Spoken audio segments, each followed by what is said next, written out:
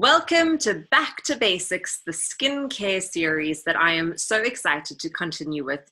We have Jeanne Mari Geldenhuys, my skincare expert, to chat about something that I know plagues a lot of women, pigmentation.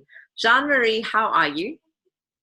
I'm very well, Bailey, and you. It's lovely to be here again. I'm so happy. One day we're going to do this in person, but for now, Zoom, thanks. Yeah. So let's get straight into this because I know so many women really struggle with pigmentation. What is it?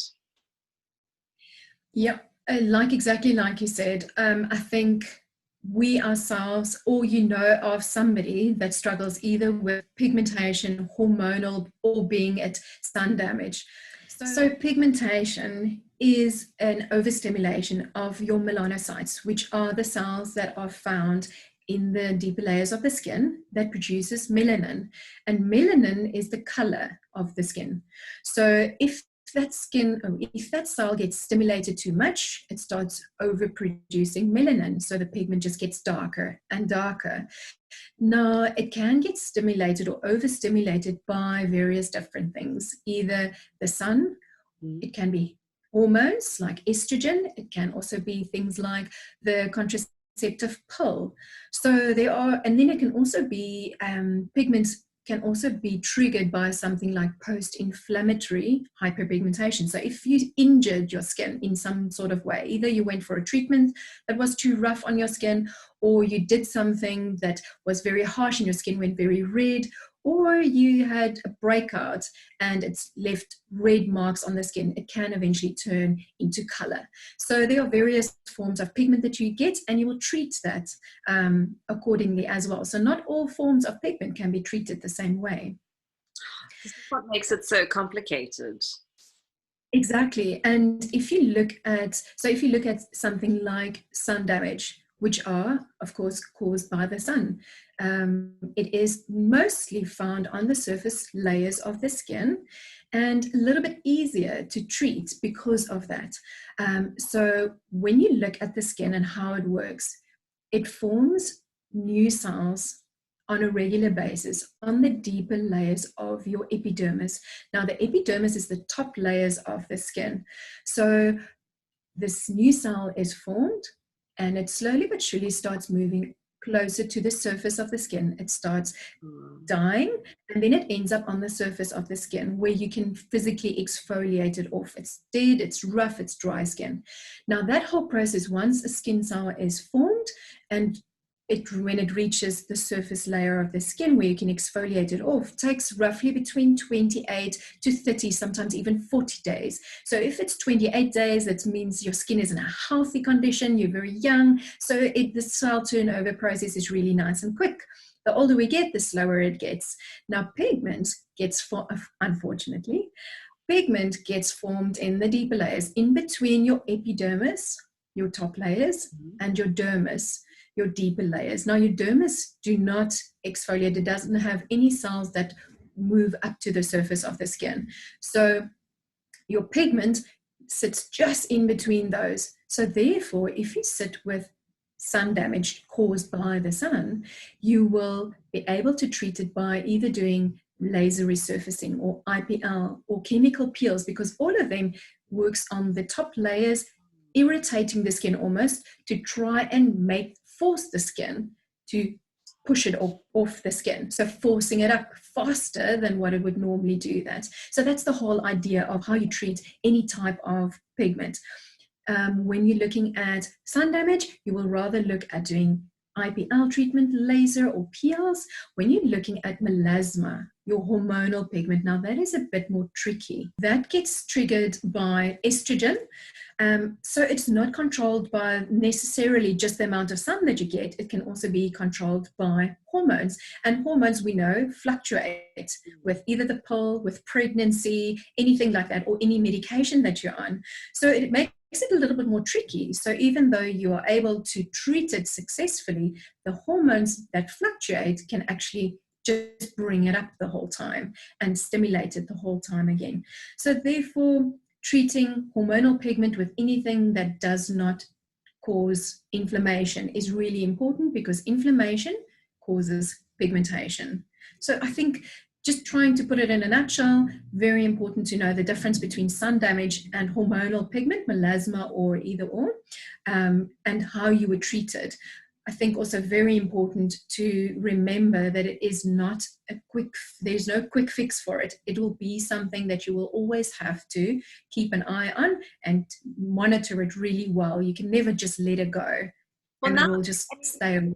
It makes sense now that it's got to be something that draws to the top of the can, and then it takes those 28 to 40 days. It makes sense as to why it's not so quick. So then my question is, what do we do to treat it? I mean, you've mentioned things like laser. Are there other things that we can do? Definitely. So there are things that you should do, and there are things that you should avoid completely. Okay, let's do those. So when you look at products that you use at home, very important to look at a product that contains some form of tyrosinase inhibitor. Tyrosinase inhibitor is something that can actually inhibit the formation of pigment or melanin in the skin. So preventing it, almost forms like a capsule around the melanosome that forms pigment. So something that stops it and blocks the formation, then you need something that actually can break down your melanin, the existing melanin, and you should have something that can stop the transfer to the other cells so that it doesn't go deeper and is harder to treat. So we are looking at ingredients like retinol or your vitamin A, your resorcinol, vitamin E that helps with inflammation, your fruit acids, so alpha hydroxy acids like your glycolics or anything like that can actually really help to slough off new cells quicker as well. A tyrosinase inhibitor, very important because it can actually stop the formation of new pigment, like we said. So it's no point of going just for treatments like either IPL, laser, or chemical peels regularly. Now, unfortunately, you can't just go for 1 or 2 treatments and think it's going to sort it out. It'll have to be something that you do on a regular basis to maintain it. But then combining that with home care that contains vitamin C or retinol or any of these ingredients to really help to every single day to try and prevent the formation and then the spread of it as well on a daily basis. And then of course sunscreen. I always talk about sunscreen, but we really do underestimate the effects of the sun, and not just direct sunlight, but even things like computer screens, lighting in buildings, all of those things as well. So some people might say, but I never spend time in the sun. I'm in the office every single day and I sit in front of a computer. That blue light that you get exposed to every day can cause inflammation and therefore also pigment. So therefore you'll be going for all these treatments, but you're not wearing your sunscreen to protect your skin from the sun every day. And what should we not do? So there are very practical things that you should avoid. So not to go for very harsh treatments, to go for something that is gentle enough that does not cause inflammation. But then things at home, avoid things like using hot water on your skin, rubbing and scrubbing the skin really hard. Do not, when you use an exfoliator, do not press hard on the skin. Avoid things like alcohols on the skin as well, because that also sensitizes the skin as well. So yeah, so there are numerous things that we should definitely focus on: ingredients in products, treatments that you do on an ongoing basis every day as well. And then of course, when you have breakouts, just quickly touching on that, very important that we do not try and scratch it as much as possible. Exactly. But don't we all do that? We all do that. If you see, I mean, it's so satisfying. I'm sorry. I know it's a cardinal sin, but there's just something. I mean, there's a whole show around it. Dr. Pimple Popper. There's a show around it because it is satisfying. But I know, don't do it. Don't do it. So in the Optify range, what Optify range is there for us to use that have got the ingredients that you mentioned? So we at Optify have specifically the complexion control that has all those ingredients that specifically addresses tyrosinase inhibiting, so your resorcinol, your retinol, your vitamin C, And it specifically helps with the breakdown of pigment, but it also is a great anti-aging serum slash moisturizer. So it can be used over the whole face, morning and evening, of course, just using your sunscreen on top. So complexion control is great. Then we also have in our Delta range, which is a doctor exclusive range, specifically has our brightening therapy, which is a serum that you use on the affected areas morning and evening with your moisturizer on top and sunscreen on top of that. That also helps with breaking down existing pigment, preventing new ones from forming, preventing the transfer into the deeper layers. So it's really brightening and lightening of the skin. And the longer you use it for, the better. So it's something that you don't just use to treat the existing condition, but you also use it preventatively as well, which is great.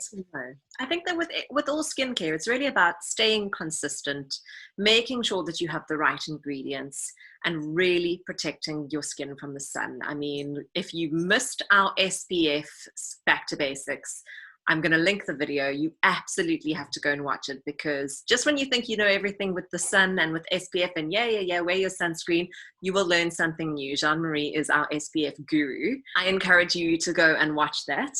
But I think we have gone back to basics with pigmentation. I really appreciate this chat. I know a lot of women who are really struggling with it, and this information is golden. So thank you so much. Only my pleasure. Thanks, Bailey.